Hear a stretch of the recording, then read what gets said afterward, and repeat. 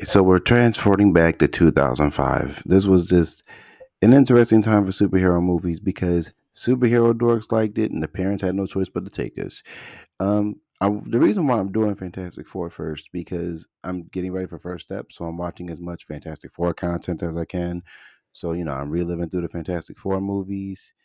Plan on watching Fantastic Four the animated series and Fantastic Four Earth's Greatest Heroes, the cartoon from like 2006. So just like some Fantastic Four content. So it's nothing specific. It's just I'm getting ready for First Steps, kind of like with the John Wick movies. Like I'm getting ready for Ballerina. So I was talking about this movie because I actually don't hate this movie. I actually really like this movie. Not like a lot, but like I think it's a little underappreciated. I do get that there are some scenes that feel kind of just there to be there and some scenes there but then something happens, and but honestly this was about as good of a cast as you were going to get in 2005. And yes, Jessica Alba is not particularly my top choice for Sue, wouldn't be my second choice for Sue, wouldn't be my 10th choice, but they picked her. She looked good. It was a different time. Yolan Griffith is absolutely Mr. Fantastic in my opinion. Michael Chiklis, gold, gold. And then Chris Evans is still good, what I mean, like looking back on it. But it is something about the movie that I can understand why people were like, it's not that great of a film. And I get it. But my thing is, I actually have a big soft spot for this movie. I think it's because, like, I actually really like the Fantastic Four, and they just don't get the love they should. They haven't really been super big since the 80s. So I kind of get it. Like, I do get it. And, but this movie actually just kind of does something for me. I like the fact that, you know, the villain was just kind of a dick.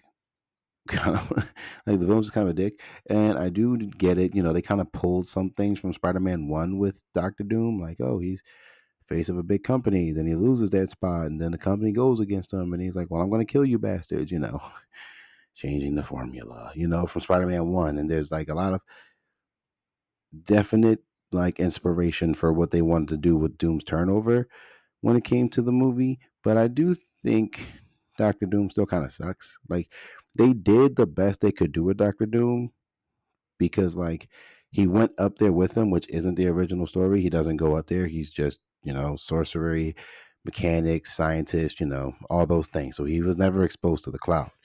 But in this case, when he's exposed to the cloud, I'm like, I don't actually hate the power idea. I mean, honestly, if he's exposed to the cloud and it did something to them, it would do something to him too. Just, whatever it is. I do like that Mr. Fantastic feels like Mr. Fantastic. Like, he's really smart. He's one of the smartest men on the planet. He is a dork. He does not understand how to read the room because he is a dork. And he does everything he can to try to like fix Ben and the rest of the team if he can, even if he is kind of embracing the fact that he likes the fact that they have powers. Sue didn't really feel like Sue. She never really felt like Sue in these movies to me. She just kind of felt like Pretty Girl plays a superhero character with powers, but they didn't really know what to do with her. So, having her be, stripping down for no reason didn't really serve a purpose. And that's like one of the most memorable things she does in the movie. like, but yeah, Sue is like my favorite Fantastic Four member, so I'm a little more critical, but that's literally all they did with her. Was like complain that Reed isn't being whatever she wants him to be, but then also, having to strip naked because she's Jessica Alba, and then that was it. Chris Evans has an interesting performance. I like his performance.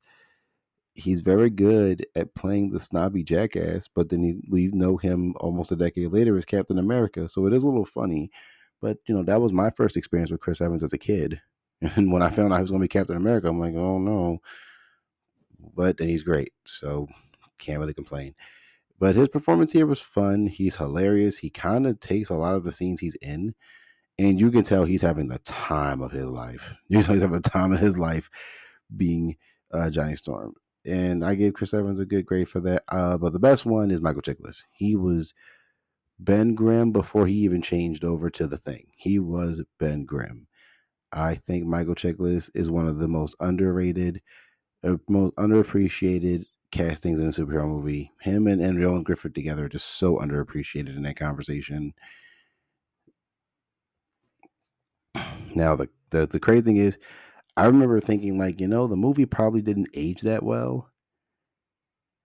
Honestly, the movie aged better than I thought. Michael Chiklis being a practical thing actually helped the movie a little bit.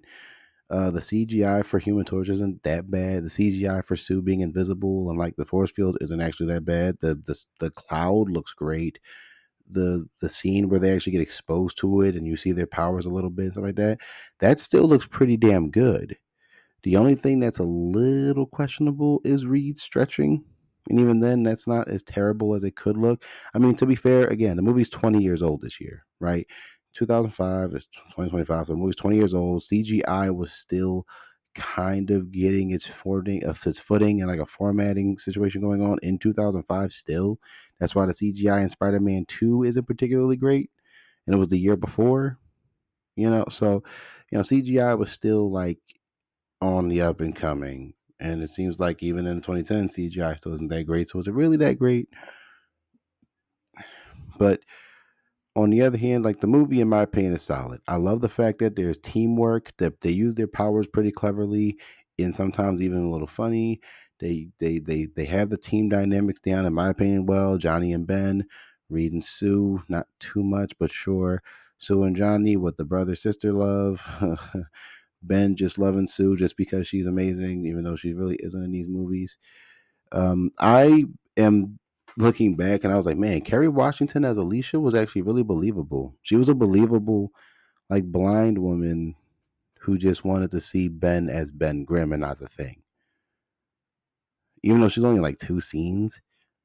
But I like her. I like her. I think her and Michael Chiklis actually have really good like chemistry together, which is really nice. So yeah, but Michael Chiklis is the heart of the movie. I think the thing is the heart of the movie. I think all of his transformations, his struggle with humanity, his rage, frustration, all that stuff feels natural and feels well done, and that's just because Michael Chiklis is really good as the thing.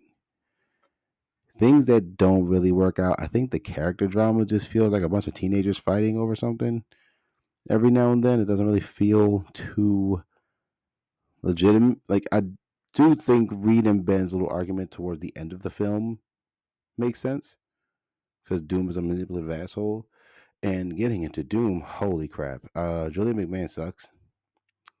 He's somehow worse than the sequel. I'll get to that soon. Trust me. We will talk about that sequel, because God. But Julian McMahon is just not good. Like, nah. I'm sorry, y'all. That's where the movie fails. They don't do Doctor Doom well, and I think it was fine when I was a kid. I was like, yeah, but no, he's not good. He just doesn't feel like he's got things in control. Now his plans are good, like tricking Ben into becoming the thing, or becoming Ben Grimm again, knocking him out, tricking Reed into Reed like accidentally screws himself up, honestly, but then Doom takes advantage of that. He doesn't really do anything to Sue, and then he tries to take out Johnny with a missile. So it's like, each plan works to a degree, and it just doesn't have a plan for Sue, it seemed like. So I like the fact that the movie does like a climactic scene is about as well as it could have for what they were aiming for.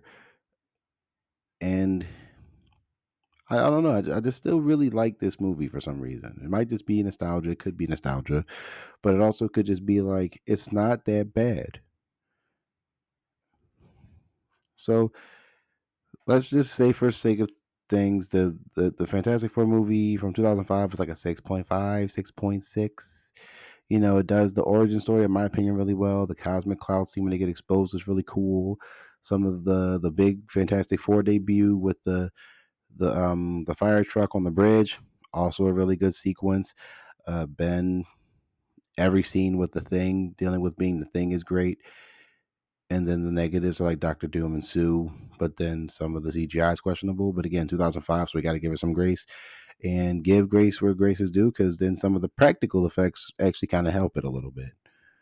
The story is kind of a mix of certain scenes and then something happening, then some certain scenes and something happening in the end.